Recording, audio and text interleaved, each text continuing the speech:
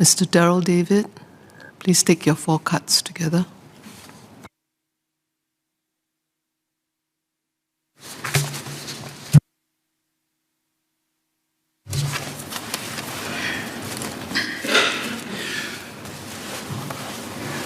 Madam Chair, the cultural and creative sectors of our economy are crucial in their own right in terms of their economic footprint and the employment opportunities that they offer across the board. At the same time, we cannot underestimate the innovation that the arts and culture sectors spur across the economy. With wellness and inclusion as key focuses, the arts and culture also offer channels for positive social impact. They encourage education about Singapore's identity as well as revitalize our city life. Yet the arts and culture sector has been hard hit by the pandemic and has been severely disrupted by it. In addition to short-term support for artists and firms, which comes from both the public and private sector, policy can also leverage on the economic and social impacts of culture in their broader recovery packages and efforts to transform our economy. With COVID-19, digital presentations have provided a lifeline, allowing audiences a new experience in the consumption of the arts. The digital space has provided both opportunities and challenges for local arts groups as they overcome the safe distancing measures and cross into a digital space that is not limited by physical boundaries. Yet there is also a need to reimagine the business models used in the arts and culture sector so that they are sustainable. Offering free programs work for the short run, but the arts also need to be monetized. Effort needs to be placed in the protection of intellectual property in the digital space. Manpower planning and growth are also crucial as the arts groups rethink on how to increase capabilities to augment the production quality of digital works. Additionally, talent needs to be boosted through the exploration of new ways of blending digital formats with real-life arts and culture offerings. Training programs for freelancers and collaborations with the private sector players are some of the ways to further talent growth to ensure sustained development of arts and culture sectors. What are MCCY strategies to revitalize the arts and culture sectors and ensure that our organizations and freelancers are well positioned to thrive in the new normal?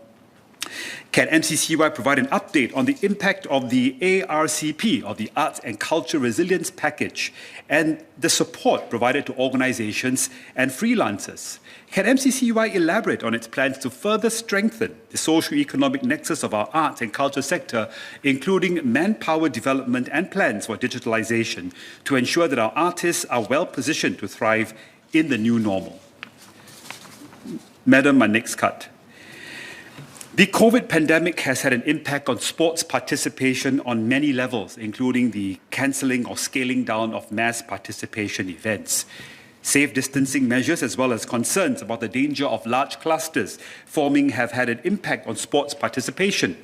At the same time, there are new developments in sports aimed at coping with the limitations of safe distancing measures. Capacity constraints in sporting venues and the limitations on the way team sport can be engaged has resulted in innovations. An example to innovative approaches to physical space are emerging, such as the use of small box gyms that offer physical fitness enthusiasts a new and different lease of life. Yet sports and the communal nature of many sporting activities has a huge role to play in the psychosocial aspects of life. These benefits include cooperation, coping with confidence and shyness issues, dealing with stress and coping with aggression and violence. Sports can help curb social isolation and serve as a catharsis or outlet for those dealing with emotional issues. Sports also plays a critical and important role in bringing Singaporeans together. Now, sports, whether it's through participation or spectatorship, fosters a sense of pride and builds a confident nation through interaction with athletes or sports fan bases. To paraphrase Pierre de Coubertin, founder of the modern Olympic Games, the important thing in life is not the triumph, but the fight. The essential thing is not to have won, but to have fought well. So in this regard, sports can be used to develop an individual's resilience as well.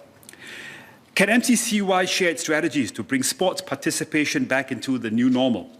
And can MCCY share its strategies to restore and reinvigorate national sports participation, increase access to sports facilities, and reintroduce mass sports events in a safe manner.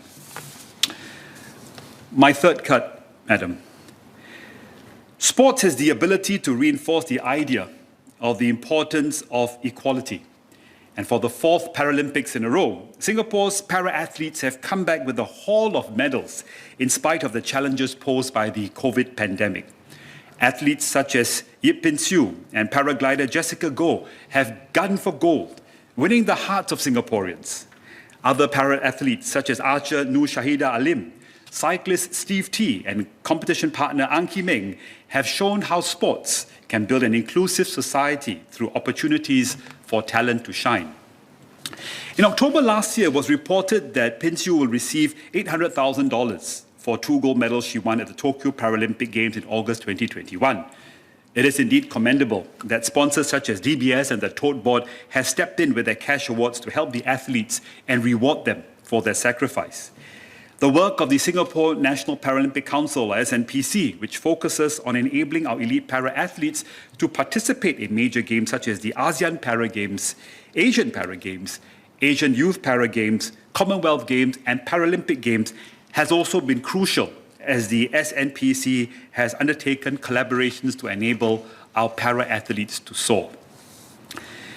It is important to leverage on the international success of these para-athletes to encourage more sports participation at all levels. So what is MCCY doing to provide more inclusive opportunities through sports? In line with MCCY's commitment at the Parliament motion last year to honour our athletes, what is MCCY doing to support para-athletes and provide more opportunities for our aspiring para-athletes and provide, especially those who wish to pursue sports at a competitive level to represent Singapore in the international arena? Can MCCY also elaborate on its strategies to provide more inclusiveness through sports in the next phase of the Disability Sports Master Plan? Madam, my fourth and final cut. In sport, it is not the will to win that matters, but the will to prepare to win, according to Paul Bear Bryant, the late American football coach. At some of the major games such as the Southeast Asian Games, Commonwealth Games, Asian Games, and Olympics, major games preparation is an important ingredient in the athlete's preparation to enhance performance and recovery. Madam, these games and the results achieved can only be reinforced through advanced planning and real-time involvement and investment in scientific methods. Effort also needs to be placed on minimizing the distractions and stress faced by athletes during games time, enabling them to focus on their performance. There's much behind-the-scenes work by organizations such as Sport Singapore and the Singapore National Olympic Council, SNOC, that have collaborated to prepare for major games to deliver preparation plans, games preparation workshops, performance analysis, and so on. Enhanced sports medicine as well as sports science are being employed to support athletes in their games preparations.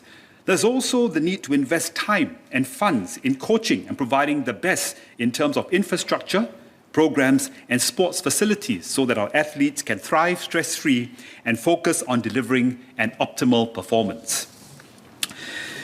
Madam Chair, given the pressures that they face, athletes' mental health is just as crucial so that they can deal with the pressure that intense competition brings. All this preparation and investment is only meaningful and only possible if there's psychological support for the athletes and their efforts. Can MCCY provide an update on how Team Singapore athletes are progressing in their preparation for the major games in 2022 and beyond? What efforts are underway to rally Singaporeans to support Team Singapore? Madam, sports has the potential to galvanize and inspire the nation. Can MCCY share its efforts to rally Singaporeans to show their support for Team Singapore and also to provide platforms for Team Singapore athletes to connect with and inspire Singaporeans? Thank you.